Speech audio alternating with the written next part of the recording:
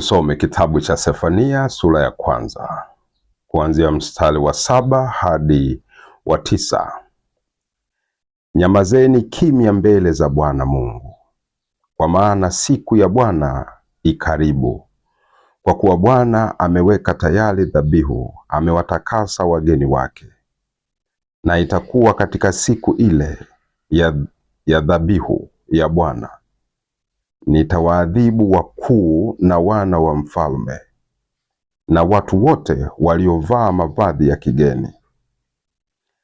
Na katika siku ile nitawaadhibu hao wote warukao juu ya kizingiti, waijazao nyumba ya Bwana wao dhabihu, waijazao nyumba ya Bwana wao udhalimu na udanganyifu. Damu ya Yesu Kristo. Imani yetu, tumaini letu. Mimi ni mwanafunzi wa Yesu Kristo.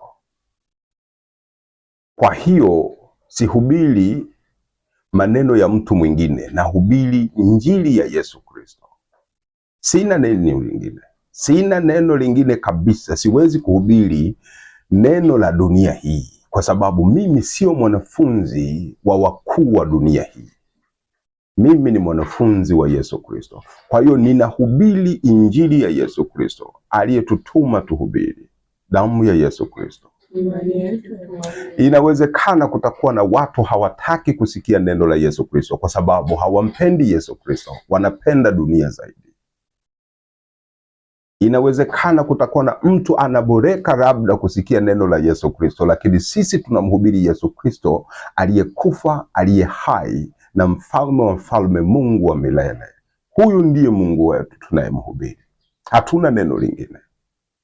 Siku ile Yesu Kristo anahubiri injili yake takatifu, anahubiri kwa habari ya mwili na damu ya Yesu Kristo.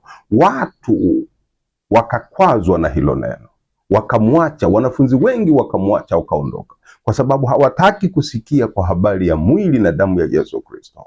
Yesu akawauliza wanafunzi wake waliobaki, akasema, na ninyi mnataka kuondoka kama hawa walivyoondoka, kwa sababu ya mwili wangu na damu yangu niliyoihubiri kwenu? Petro akasema, twende wapi Bwana?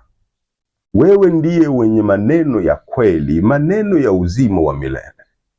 Kwa sababu Yesu Kristo amesema, auaminie aulaye mwili wangu na kuinywa damu yangu ana uzima wa milele, nami nitamfufua siku ya mwisho. Simoni Petro anasema, wewe una maneno ya uzima wa milele, mwili na damu ya Yesu Kristo. Damu ya Yesu Kristo. Hii ndio injili. Kwa hiyo hatuhubiri injili kuwafurahisha wanadamu. Tunahubiri injili kama Yesu Kristo alivyotutuma tuhubiri injili, ili kwa injili hiyo Mungu mwenyewe atawaokoa watu wake, wawe watu wake, waurithi uzima wa milele. Na sisi ni vyombo vya Kristo. Damu ya Yesu Kristo. Hatuwezi kuhubiri mafundisho ya mauti, mafundisho yasiyoleta faida ya roho, kwa sababu wanadamu wanataka hivyo. Hatuwezi kuhubiri hivyo. Wako huko watahubiri hao, lakini sisi tunamtii Yesu Kristo. Yeye ni mwaminifu na lazima sisi tuwe mwaminifu kwa yeye.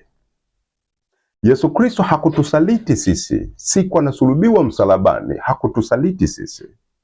Alikufa msalabani kwa ajili yetu, alimwaga damu yake kwa ajili yetu, alipigwa mwili wake kwa ajili yetu. Hakutusaliti sisi. Sisi namna gani tumsaliti Yesu Kristo? Kwa kuhubiri mambo machafu ya dunia, mambo yasiyookoa roho, mambo yasiyoleta mamlaka ya mbingu, mambo yasiyomtukuza Yesu Kristo. Hatuwezi kuhubiri hao. Yeye hakutusaliti na sisi hatuwezi kumsaliti. Tutahubiri injili ya mwili na damu mpaka siku anakuja. Damu ya Yesu Kristo. Imani yetu, tumaini letu. Yeye aliye na Roho Mtakatifu atahubiri injili ya Yesu Kristo. Lakini yeye atakayehubiri injili nyingine tofauti na hii injili ya Yesu Kristo ambayo mitume wameihubiri na Kristo alifundisha, hana Roho Mtakatifu, anaongozwa na roho wa kuzimu, kwa sababu anahubiri mambo ya dunia yasiyofaa kwa uzima wa milele. Damu ya Yesu Kristo. Imani yetu tumaini letu. Kwa hiyo kila mtu ajue kwamba mimi ni mwanafunzi wa Yesu Kristo, tena mwaminifu kweli. Nitahubiri Injili, damu ya Yesu Kristo. Imani yetu. Injili inasema Bwana ameweka tayari. Neno la Mungu linasema katika Sefania 1:7, Bwana ameweka tayari dhabihu, na hiyo dhabihu, kwa dhabihu hiyo amewatakasa wageni wake. Kwamba Bwana amekwisha kuweka tayari dhabihu sadaka, na kwa sadaka hiyo amewatakasa wageni wake. Kwamba watu hawatakaswi, watu hawasamehewi dhambi kwa njia nyingine isipokuwa kwa dhabihu ya Mungu ambaye yeye ameichagua na kuiweka kwa ajili ya wanadamu wote. Kwa dhabihu hiyo amewatakasa wanadamu wote, wageni wake. Damu ya Yesu Kristo. Imani yetu tumaini letu. Hii ni kumaanisha kwamba mwanadamu hasamehewi dhambi au hatakaswi dhambi zake kwa dhabihu yake mwenyewe. Amekwisha kuwa mwenye dhambi, hana sadaka iliyo takatifu kutoka kwake mwenyewe ajisafishe dhambi zake, haipo. Kwa hiyo sadaka na dhabihu ya kuwatakasa watu dhambi zao inatoka kwa Mungu mwenyewe. Ndio maana anasema ameweka tayari dhabihu, sadaka. Alafu kwa sadaka hiyo amewatakasa watu wake, damu ya Yesu Kristo. Imani yetu tumaini letu. Wenye dhambi, watu wachafu, hawana sadaka, hawana dhabihu iliyo takatifu, kwa sababu wao wenyewe ni wachafu, wao wenyewe ni wenye dhambi. Hawawezi kuwa na sadaka au dhabihu iliyokuwa takatifu ya kuwatakasa wao waonekane kwamba ni watakatifu. Hawana. Kwamba sadaka ya msamaha wa dhambi, dhabihu ya kuwatakasa wanadamu wote inatoka kwa Bwana, inatoka mbinguni, inatoka kwa Mungu mwenyewe. Hiyo ndiyo dhabihu takatifu, damu ya Yesu Kristo. Imani yetu tumaini letu. Mtu aliyetekwa, amekuwa mateka, ametekwa na adui, hawezi kujikomboa mwenyewe. Ni lazima atokee mkombozi amkomboe kutoka huyo mwenye nguvu aliyemteka. Ni lazima atokee mwenye nguvu mwingine kuliko huyo adui aliyemteka, ndipo atamkomboa huyo mateka. Lakini mateka hawezi kujikomboa mwenyewe kwa sababu tayari amekwisha kutekwa. Kama umekwisha kuwa mchafu, huwezi kuwa na kitu kitakatifu cha kukukomboa wewe. Kama umekwisha kuwa mwenye dhambi, huna sadaka iliyo takatifu ya kujikomboa mwenyewe, ya kukuondolea dhambi. Sadaka, dhabihu takatifu ya mkombozi inatoka wapi? Inatoka mbinguni. Sadaka ya ukombozi, sadaka ya utakaso inatoka mbinguni. Bwana ameweka tayari dhabihu, na kwa dhabihu hiyo amewatakasa watu wake. Anasema kwenye Sefania 1:7. Tusome zaidi, tusome mara moja. Anasema hivi: nyamaza kimya mbele za Bwana Mungu, kwa maana siku ya Bwana ikaribu. Kwa kuwa Bwana ameweka tayari dhabihu, amewatakasa wageni wake kwa dhabihu hiyo. Unafikiria hiyo dhabihu ni dhabihu gani? Fedha? Unafikiria ni nini? Fedha na mali? Hapana. Hiyo dhabihu ndiyo dhabihu aliyoinena nabii Isaya. Nabii Sefania ananena Bwana ameweka tayari dhabihu, na kwa dhabihu hiyo amewatakasa watu wake. Nabii Isaya anasema kwa habari ya dhabihu hii. Hiyo dhabihu ni nani? Anasema kwenye sura 53, Isaya 53 mstari wa 10 na wa 11. Tusome mara moja zaidi. Isaya 53 mstari wa 10 hadi wa 11 anasema hivi: lakini Bwana aliridhika kumchubua, amemhuzunisha. Utakapofanya nafsi yake kuwa dhabihu kwa dhambi, ataona udhao wake, ataishi siku nyingi. na mapenzi ya Bwana yatafanikiwa mkononi mwake. Ataona mazao ya taabu ya nafsi yake na kuridhika. Kwa maarifa yake mtumishi wangu mwenye haki atawafanya wengi kuwa wenye haki, naye atayachukua maovu yao. Damu ya Yesu Kristo.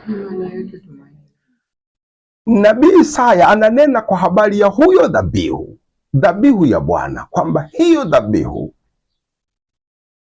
itachukua uovu wa wanadamu, na kwa kuwa huyo dhabihu ni mwenye haki, atawafanya wengi kuwa wenye haki, kwa kuwa yeye ni dhabihu. Na huyo ataona mazao yake aliyoyatesekea, atayaona siku moja. Siku inafika, siku ya Bwana.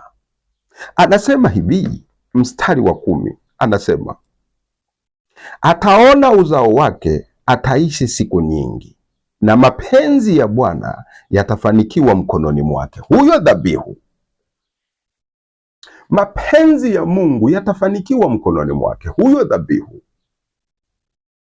kwamba huyu ni mwenye haki, atawafanya watu wengi kuwa wenye haki, kwa sababu atakuwa amechukua dhambi za ulimwengu, dhambi za wanadamu wote. Sasa kwa yeye watu wote watakuwa wenye haki, watakatifu, kwa kuwa yeye ndiye dhabihu. Tusome tena mstari huo huo wa 10 kuanzia hapo juu, anasema utakapofanya nafsi yake kuwa dhabihu kwa dhambi. Huyo dhabihu Bwana Mungu atamfanya kuwa dhabihu ya dhambi, atakayechukua dhambi za ulimwengu, atakayechukua dhambi za wanadamu, na kwa yeye mwenyewe watu wote watakuwa wenye haki. Huyo dhabihu, Sefania anasema dhabihu ya Bwana i tayari, na kwa dhabihu hiyo amewatakasa watu wake. Huyo ndiye Yesu Kristo aliyechukua dhambi ya ulimwengu, na kwa nafsi yake amewafanya watu wote kuwa watakatifu, wenye haki kwa nafsi yake, maana huyo ndiye aliyetufia. Damu ya Yesu Kristo. Mambo haya yananenwa kwa mfano. Sefania anatabiri kwa habari ya Yesu Kristo. Isaya 53 anatabiri kwa habari ya Yesu Kristo. Huyu ndiye aliyekuwa dhabihu, mwili wake ukatwaliwa kuwa dhabihu kwa ajili ya dhambi. Ukisoma 53 hiyo 53 Isaya mstari wa 4, anasema hivi: hakika ameyachukua masikitiko yetu, amejitwika huzuni zetu, lakini tulidhania ya kuwa amepigwa na Mungu na kuteswa. Mstari wa 5, bali alijeruhiwa kwa makosa yetu, alichubuliwa kwa maovu yetu, adhabu ya amani yetu ilikuwa juu yake, na kwa kupigwa kwake sisi tumepona. Sisi sote, mstari wa 6, sisi sote kama kondoo tumepotea, kila mmoja wetu amegeukia njia yake mwenyewe, na Bwana ameyaweka juu yake maovu yetu sisi sote. Damu ya Yesu Kristo. Isaya ananena kwa habari ya Yesu Kristo. Kwa kupigwa kwake, mwili wake, kwa kupigwa kwake sisi tumepona. Alichubuliwa, aliteswa, alipigwa kwa sababu Bwana amechukua uovu wetu, ameuweka juu yake. Mshahara wa dhambi ni mauti. Alipigwa yeye, aliteswa yeye kwa niaba yetu. Huyo ndiyo dhabihu. Anapoendelea kusema katika sura ya 53 mstari wa 10, anasema amemfanya kuwa dhabihu, na kwa yeye watu wengi watakuwa wenye haki, watakatifu, na uovu wao, dhambi yao itaondolewa kwa yeye huyu. Damu ya Yesu Kristo. Kwa hiyo Sefania anaposema kwamba Bwana ameiweka sadaka yake, dhabihu yake tayari, na kwa sadaka hiyo amewakomboa, amewatakasa wageni wake, anamtaja Yesu Kristo, mwana wa Mungu. Damu ya Yesu Kristo. Huyo ndiye dhabihu, huyo ndiye sadaka. Lakini mstari wa 7 wa 8 anasema nini? Kwa kuwa amekwisha kutaja dhabihu, amekwisha kuitaja dhabihu ya Mungu kwa ajili ya wanadamu wote. Amekwisha kuitaja sadaka ya msamaha wa dhambi itakayowatakasa watu na dhambi zao. Amekwisha kuitaja, ni Yesu Kristo. Sasa mstari wa 8 anaonya sasa Bwana atawahukumu watu na falme na watu wote atawahukumu, watakaoonekana wamevaa vazi la kigeni. Mstari wa 8 anaongelea kwa habari la vazi. Sefania anasema kwa habari ya vazi, kwa kuwa dhabihu ya Bwana imewekwa tayari, na kwa dhabihu hiyo Bwana amewatakasa watu wake. Sasa kinachofuata ni nini? Hukumu. Yeye atakayeonekana amevaa vazi la kigeni atahukumiwa. Tusome hii Sefania mstari huo wa 8. Anasema hivi, na itakuwa katika siku ile dhabihu ya Bwana, siku ile ya dhabihu ya Bwana, nitawaadhibu wakuu na wana wa mfalme na watu wote waliovaa mavazi ya kigeni. Leo tutaongelea kwa habari ya vazi la kigeni. Nani aliyevaa vazi la kigeni na nani ambaye hajavaa vazi la Bwana? Dhabihu ya Bwana itayari, na Bwana amewatakasa watu wake, wageni wake, kwa hiyo dhabihu. Lakini siku inakuja Bwana atawahukumu watu wote wenye vazi la kigeni ambalo hawajavaa vazi lake.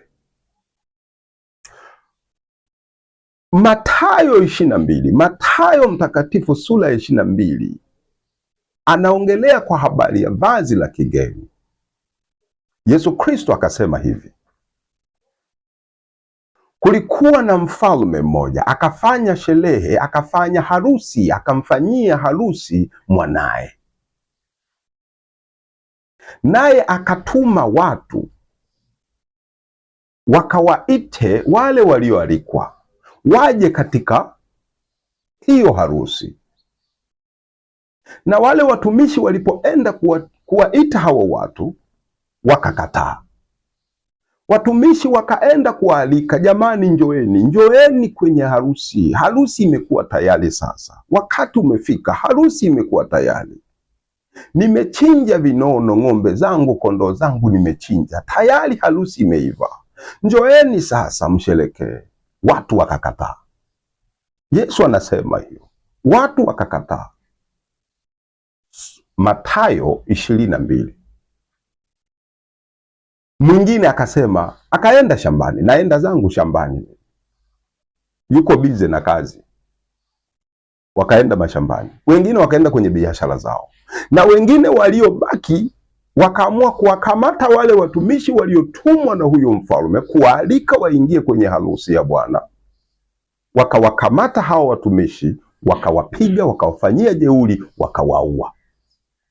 Lakini yule mfalme akaghadhibika, akatuma jeshi lake, akaenda kuwakamata wote waliowaua watumishi wake, akawateketeza na mji wao. Kisha akatuma tena watumishi wengine, nendeni sasa, nendeni katika njia zote, njia panda, mkawaalike wowote mnaowaona, mkawaalike wote.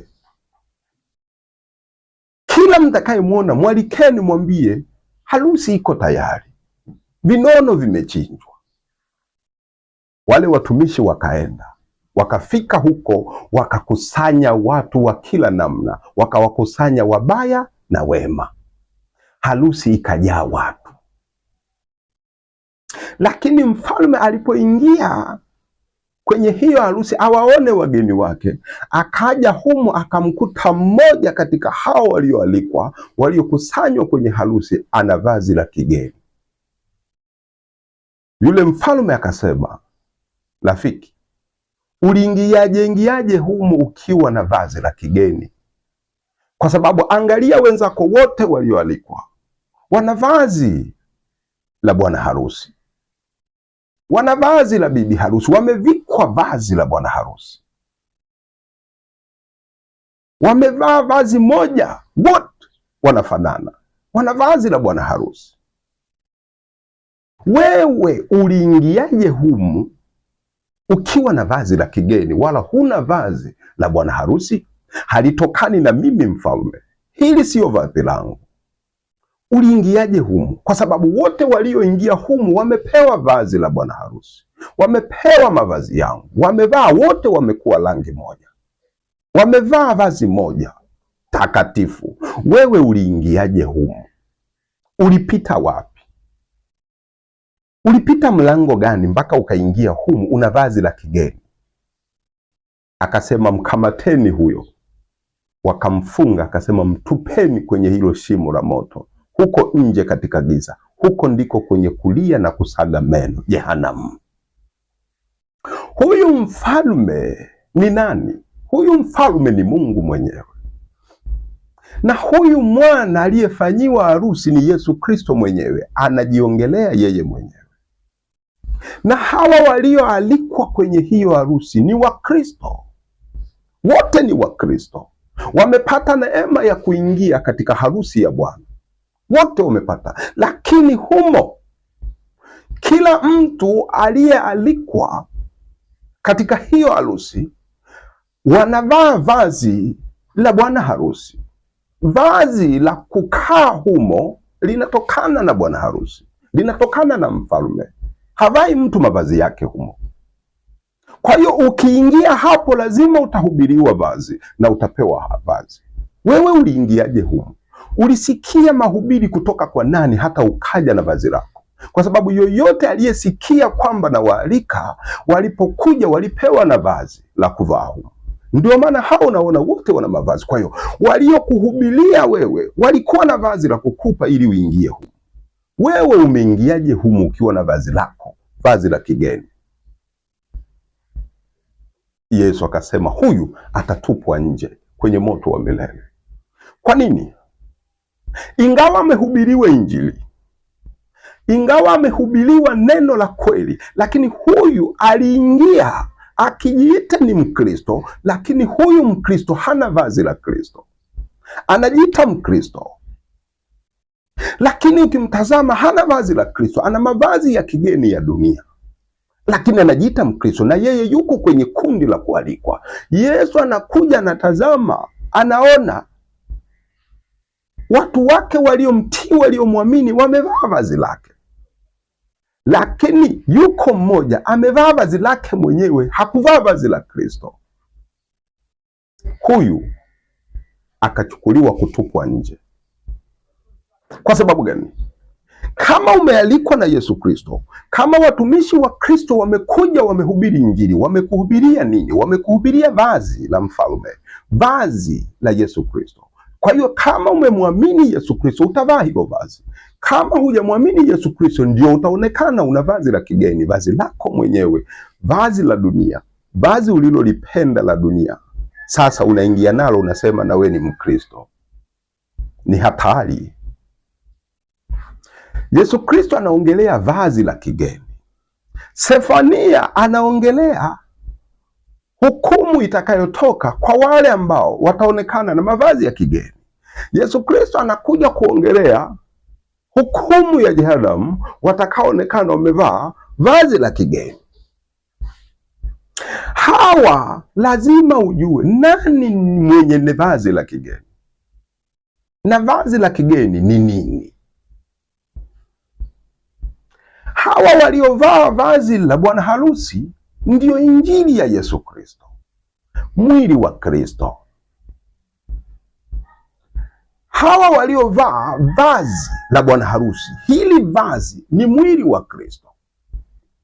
Na hawa wengine waliovaa mavazi ya kigeni, huyu alionekana amevaa vazi la kigeni, huyu hakuamini mwili wa Kristo.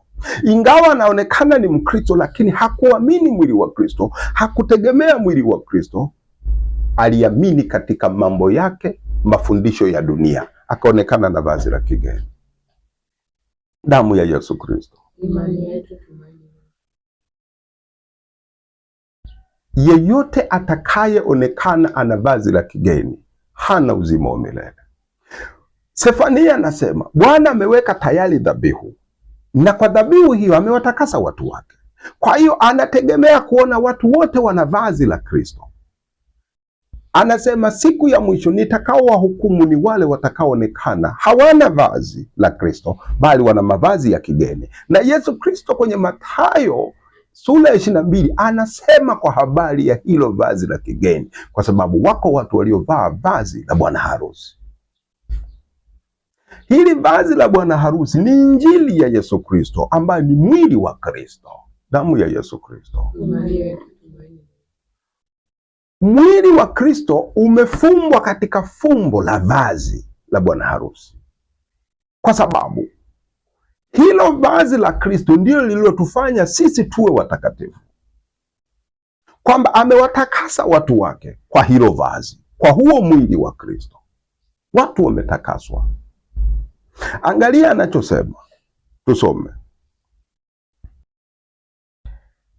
katika kitabu cha Mathayo mtakatifu sura ya 22 mstari wa 10, anasema hivi: watumwa wale wakatoka wakaenda njia kuu, wakakusanya wote waliowaona waovu kwa wema, harusi ikajaa wageni. Damu ya Yesu Kristo. Huku anaongelea wageni, na Sefania kule anaongelea wageni. Yesu Kristo anaongelea wageni, nabii Sefania anatabiri kwa habari ya wageni ambao hawa Yesu Kristo sasa anawataja. Hawa ndio wageni. Wakina nani? Wa Kristo. Hawa ndio wageni waliotakaswa kwa hiyo dhabihu ambayo Sefania anaitaja dhabihu Yesu Kristo. Na Yesu Kristo mwenyewe anakuja anafundisha kwa habari ya neno ambalo nabii Sefania ametabiri. Anasema kwa habari ya hao wageni. Sefania anasema watakaoonekana, hao wageni watakaoonekana wana vazi la kigeni watahukumiwa. Na Yesu Kristo Mathayo 22 anasema kwa habari ya hukumu ya huyo mgeni aliyevaa vazi la kigeni. Yesu Kristo anasema kwa habari ya wageni waliovaa vazi la kigeni. Nabii Sefania anatabiri kwa habari ya wageni watakaoonekana wamevaa vazi la kigeni watahukumiwa. Unajua ni nini? Hawa ni Wakristo. Kwa hiyo kutakuwa na Wakristo wa aina mbili: Wakristo waliovaa vazi la bwana harusi Yesu Kristo, mwili wa Kristo, wameuvaa mwili wa Kristo, wanaonekana wamekuwa watakatifu kwa mwili wa Yesu Kristo. Hawa ni Wakristo. Lakini kutakuwa na Wakristo feki, Wakristo wa mdomoni tu, Wakristo wa mwilini. Hawa ingawa wanahubiriwa mwili wa Yesu Kristo, wanaonekana kama kumpenda Yesu Kristo, lakini wanampenda mdomoni tu. Moyoni hawana vazi la Kristo, moyoni hawana mwili wa Kristo, hawajavaa mwili wa Kristo. Kwa hiyo wanaonekana wana mavazi ya kigeni, mavazi ya dunia, hawana mwili wa Kristo. Damu ya Yesu Kristo. Wakristo wamegawanyika, wamekuwa pande mbili. Nabii Sefania anatabiri kwa habari ya Wakristo. Kutakuwa na Wakristo waliotakaswa, wanaamini katika mwili wa Yesu Kristo, watakuwa wamevaa vazi la Yesu Kristo.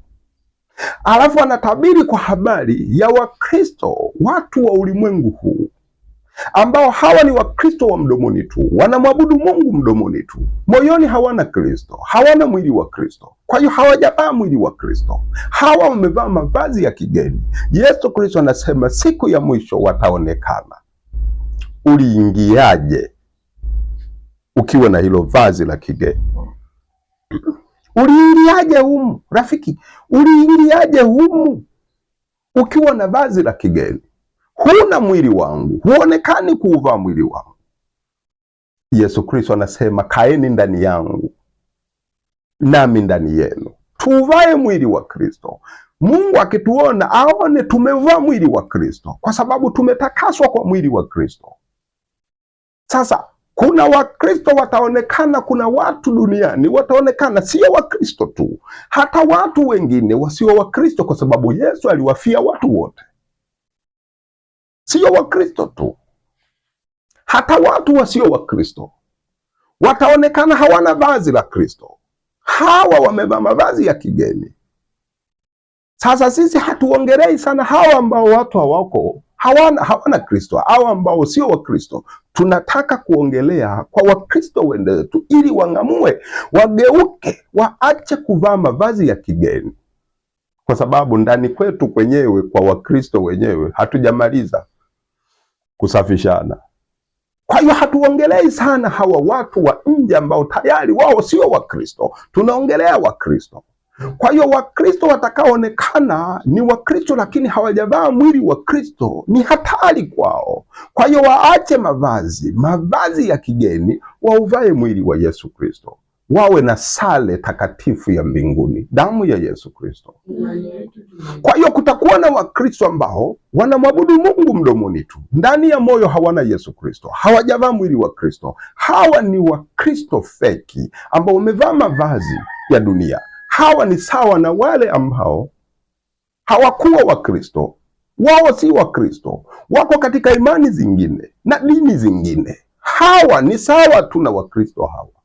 Kwa hiyo kwa nini tuwaache Wakristo wenzetu wapotee? Lazima tuwaambie wasivae mavazi ya kigeni, iko hukumu. Wavae mwili wa Kristo, wategemee mwili wa Kristo, waamini mwili wa Kristo, ili siku ya mwisho uzima wa milele uwe wao. Damu ya Yesu Kristo.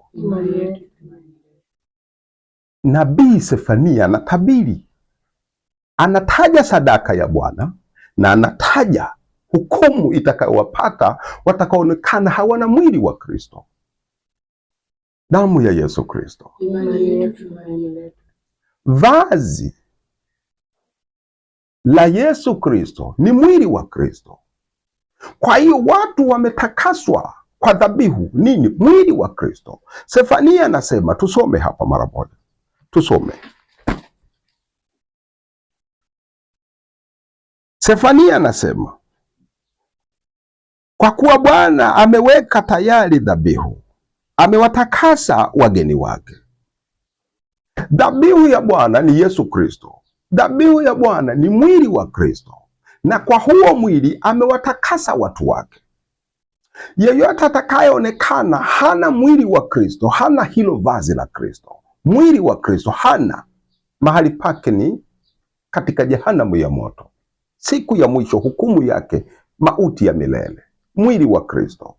Dhabihu ni mwili wa Kristo. Kwa hiyo ulimwengu utambue kwamba, Wakristo wajue kwamba tumetakaswa kwa mwili wa Kristo, tumekuwa wenye haki kwa mwili wa Kristo, tumekuwa wana wa Mungu kwa mwili wa Kristo. Kila mtu atakayeuamini mwili wa Kristo na kutegemea mwili wa Kristo amevaa vazi la bwana harusi, amevaa mwili wa Kristo, na huyo ni mtakatifu. Imeandikwa katika Waebrania 10 mstari wa 10. Katika Waebrania 10 mstari wa 10 unasema, katika mapenzi hayo mmepata utakaso kwa kutolewa mwili wa Yesu Kristo mara moja tu. Tusome mara moja zaidi. Tusome Waebrania 10 mstari wa 10 unasema, katika mapenzi hayo mmepata utakaso kwa kutolewa mwili wa Yesu Kristo mara moja tu. Damu ya Yesu Kristo. Tumetakaswa dhambi, ulimwengu wote, Wakristo wote, kwa damu, kwa mwili wa Yesu Kristo. Tumetakaswa dhambi kwa mwili wa Yesu Kristo. Mwili wa Yesu Kristo ndiyo dhabihu ambayo Sefania nabii anaitaja katika sura ya 1 mstari wa 7. Na kwa mwili huo tumetakaswa, tumekuwa watakatifu wenye haki. Watu wote watakaoonekana wana mwili wa Kristo, wameuvaa mwili wa Kristo, hao ndio wana wa Mungu, hao ndio watakaorithi uzima wa milele. Lakini mtu yoyote atakayeonekana hana mwili wa Kristo, imani yake si katika mwili wa Yesu Kristo, ana mauti ya milele. Huyu kavaa vazi la kigeni. Damu ya Yesu Kristo. Wamevaa vazi la kigeni kwa sababu gani? Hawaamini katika mwili wa Yesu Kristo. Neno la Mungu linasema tumetakaswa kwa kutolewa mwili wa Yesu Kristo mara moja. Mwili wa Yesu Kristo umetutakasa sisi dhambi, umetuondolea dhambi, umetufanya kuwa wenye haki. kwa mwili wa Yesu Kristo. Hilo ndilo vazi la bwana harusi. Hili ndilo vazi la watakatifu. Hili ndilo vazi la Wakristo wa kweli, mwili wa Yesu Kristo. Lazima tuamini katika mwili wa Yesu Kristo. Kwa hiyo mtu akiamini katika mwili wa Yesu Kristo, huyo amemvaa Kristo, damu ya Yesu Kristo. Hii ndio Injili. Kila aliye mwanafunzi wa Yesu Kristo ahubiri hii Injili. Kama kweli umetumwa na Yesu Kristo, hubiri hii Injili, mwili wa Yesu Kristo. Sefania anasema watakaokuwa hai siku ya mwisho ni wale watakaoonekana wameuvaa mwili wa Yesu Kristo. Watakaoangamizwa jehanamu ya moto ni wale watakaoonekana wamevaa mavazi ya kigeni. Hii inamaanisha hawana mwili wa Kristo, hawaamini katika mwili wa Kristo, hawategemei mwili wa Kristo, hawamtukuzi Mungu katika Yesu Kristo, damu ya Yesu Kristo. Tumepata utakaso kwa kutolewa mwili wa Yesu Kristo mara moja. Huyo ndiye sadaka, hiyo ndiyo dhabihu ya Mungu, damu ya Yesu Kristo. Imani yetu, tumaini letu. Injili inaeleweka. Hii ndiyo injili ya kuhubiriwa kwa Wakristo wote, kuwatengeneza Wakristo wakae kwa umakini, wajue kwamba uzima wa milele wao unategemea mwili wa Yesu Kristo. Tofauti na mwili wa Yesu Kristo, unahubiriwa mambo mengine, sio mwili wa Yesu Kristo. Ujue ni vazi la kigeni umevishwa, kwa sababu injili yoyote ambayo sio mwili wa Kristo, unahubiriwa mavazi mengine, unavalishwa mavazi mengine. Unapohubiriwa makanisani injili namna nyingine, wala sio mwili wa Yesu Kristo, hii inamaanisha unatazamishwa mavazi mengine na kuvikwa mavazi mengine. Jehanamu ya moto, uzima wa mauti ya milele inakusubiri, damu ya Yesu Kristo. Mavazi ya kigeni ni mafundisho gani? Ni nini hiyo? Hili vazi la kigeni ni nini? Yesu Kristo katika Mathayo sura 22 anaongelea vazi la kigeni. Sefania anatabiri kwa habari ya vazi la kigeni. Vazi la kigeni ni vazi gani? Kwa sababu vazi la bwana harusi ni mwili wa Yesu Kristo. Sasa vazi la kigeni ambalo sio mwili wa Yesu Kristo ni vazi gani? Lazima tulijue, na kama ukilijua basi lazima ulikimbie, kwa sababu hilo vazi lina mauti ya milele. Lakini ukiukamata mwili wa Yesu Kristo, ukilishika vazi la Yesu Kristo, umekamata uzima wa milele. Vazi la kigeni ni mafundisho. Mafundisho gani? Yule mwanamke aliyetokwa damu miaka 12, kabla hajamtazama Yesu Kristo, kabla hajamtegemea Yesu Kristo, alikuwa anaishi kwa kutegemea na kutumaini vazi la kigeni. Akatumia fedha zake na mali zake zote kwa waganga, kuwapa waganga ili apate kuponywa, apate wokovu, apate uzima. Alitumia fedha na mali. Kadiri alivyokuwa akitumia, ndivyo kadiri alivyozidi kuangamia, akiwa karibu kufa. Mwisho wa siku alipohubiriwa Injili, alipomtambua Yesu Kristo, aliacha fedha zote, mali zote akaziacha, akamfuata Yesu Kristo akiwa hana fedha, hana mali. Akaenda akasema, nitashika pindo tu la Yesu Kristo, na nikilishika hili vazi la Yesu Kristo nitakuwa nimepona, nitakuwa hai, nitakuwa nimeokolewa. Vazi tu la Yesu Kristo. Akaenda nyuma, wala hakumwambia Yesu Kristo. Akaweka imani, vazi la Kristo ndio uzima wangu, vazi la Kristo ndio kuponywa kwangu. Akamfuata Yesu Kristo kwa nyuma, akalishika pindo, kutoka damu kwake kukaachwa, akapona saa hiyo hiyo. Na Yesu akajua, akasema, nani kanigusa? Damu ya Yesu Kristo. Huyu mwanamke ameshika vazi la Yesu Kristo, na wakati amelishika vazi la Yesu Kristo, hajamwambia Yesu Kristo, ila amelishika vazi la Yesu Kristo. Imani yake ni sasa katika vazi la Yesu Kristo. Yesu anauliza, nani kanishika? Nguvu zimenitoka, zimemponya huyo mtu. Na mwanamke akasema, ni mimi. Akamwambia, imani yako imekuponywa, nenda zako kwa amani. Imani gani? Imani katika vazi la Kristo. Vazi la Kristo ni mwili wa Kristo, alitakaswa kwa mwili wa Kristo, lakini mwanzo alikuwa anategemea mavazi ya kigeni, fedha na mali. Damu ya Yesu Kristo.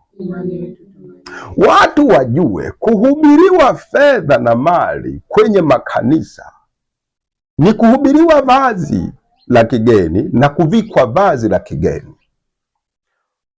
Ukiona mahali popote unahubiriwa fedha na mali, hilo ndio vazi la kigeni ambalo huyu mwanamke alikuwa akilitegemea mwanzo. Mwisho wa siku anataka kukutana na mauti, akaona akaliacha. Watu tunataka wajue, waache kutegemea mavazi ya kigeni, fedha na mali, waache kutumaini. Imani yao isiwe huko kwenye fedha na mali, iwe katika mwili wa Yesu Kristo, damu ya Yesu Kristo. Acha kuvaa vazi la kigeni, fedha na mali. Unahubiriwa fedha na mali, unasikia fedha na mali, alafu unaambiwa uko kanisani unamsikiliza Yesu Kristo. Fedha na mali, umevikwa vazi la kigeni. Hauhubiriwi mwili wa Yesu Kristo, unahubiriwa fedha na mali, vazi la kigeni hilo, damu ya Yesu Kristo.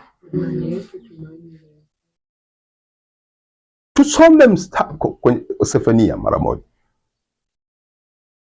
Angalia mstari wa 7. Sefania anasema kwa habari ya dhabihu. Mstari wa 8 anaonya kwa habari ya vazi la kigeni. Mstari wa 11 anasema kwa habari ya hilo vazi la kigeni ni vazi gani. Sefania mstari wa 11 anatuonyesha hilo vazi la kigeni ambalo watu watakapolivaa wataingia katika moto wa milele. Analitaja mstari wa 11, anasema hivi: haya lieni ninyi mkaao katika Makteshi, maana wafanyabiashara wote wameangamia. Hao wote waliokuwa na mizigo ya fedha wamekatiliwa mbali. Damu ya Yesu Kristo. Maktesh ni soko. Maktesh ni soko. Kwa hiyo nabii Sefania anataja kwa habari ya masoko, ambao huko masokoni hao wafanya biashara walio masokoni wana mizigo ya fedha, na kwa sababu wana mizigo ya fedha watakatiliwa mbali. Soko hamaanishi soko la kuuza biashara bidhaa hizi za dunia, kwamba Yesu Kristo anakuja anasema hivi: mmeifanya nyumba ya Baba yangu kuwa pango la wanyang'anyi. Kuwa pango la wanyang'anyi. Wameyafanya makanisa kuwa masoko ya biashara. Kanisa la Yesu Kristo sasa limekuwa soko la biashara.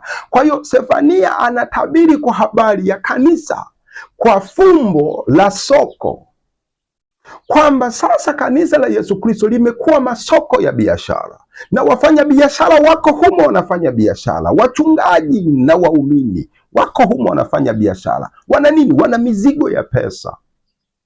Kwa hiyo kwa kuwa wana mizigo ya pesa, wanafanya biashara humo, wanahubiri pesa, wanahubiri minada, wanahubiri biashara, fedha na mali.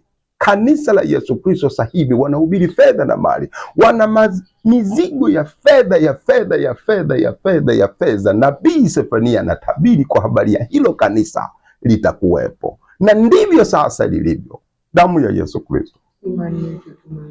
Hawa wataangamia. Kwa sababu gani? Dhabihu ya Bwana iko tayari, na kwa dhabihu hiyo amewatakasa watu wake. Lakini kanisa limegeuka, limeiacha hiyo dhabihu ya Bwana iliyowatakasa. Hawaihubiri tena makanisani. Sasa wamegeuza makanisa kuwa masoko ya biashara. Wana mizigo ya fedha, wanahubiri fedha na mali, wanahubiri fedha na mali ya dunia hii. Hili ndilo vazi la kigeni ambalo kanisa wanahubiri sasa. Damu ya Yesu Kristo. Imani yetu, tumaini letu. Sefania hakuacha kitu kusema. Ameitaja dhabihu ya Bwana, alafu ameonya watakaovaa vazi la kigeni, alafu hilo vazi la kigeni anakuja kulijulisha ni vazi gani. Mstari wa 11 analitaja hilo vazi la kigeni kuwa ni fedha, na kwa kuwa wanahubiri fedha, hawa watu ni wafanya biashara. Kwa kuwa ni wafanya biashara, makanisa yao sasa ni masoko ya biashara. Damu ya Yesu Kristo. Ndivyo tunavyolia sasa hivi. Watu wamegeuza makanisa ya Yesu Kristo kuwa masoko ya biashara, pango la wanyang'anyi, sehemu ya rushwa. Ufisadi uko humo, wanawaza tu biashara, wanawaza tu biashara. Hata wengine wamesema huu ni ufalme wa biashara, ufalme wa biashara. Kwa sababu gani? Wana mafungo, mizigo ya fedha humo inapatikana, wanapata faida. Kwa hiyo kweli ni ufalme wa biashara. Hawana Kristo, wamevaa mavazi ya kigeni. Ukiwatazama ni Wakristo, wako pamoja na kundi la Wakristo, lakini Bwana anakuja, anaona, anasema, rafiki,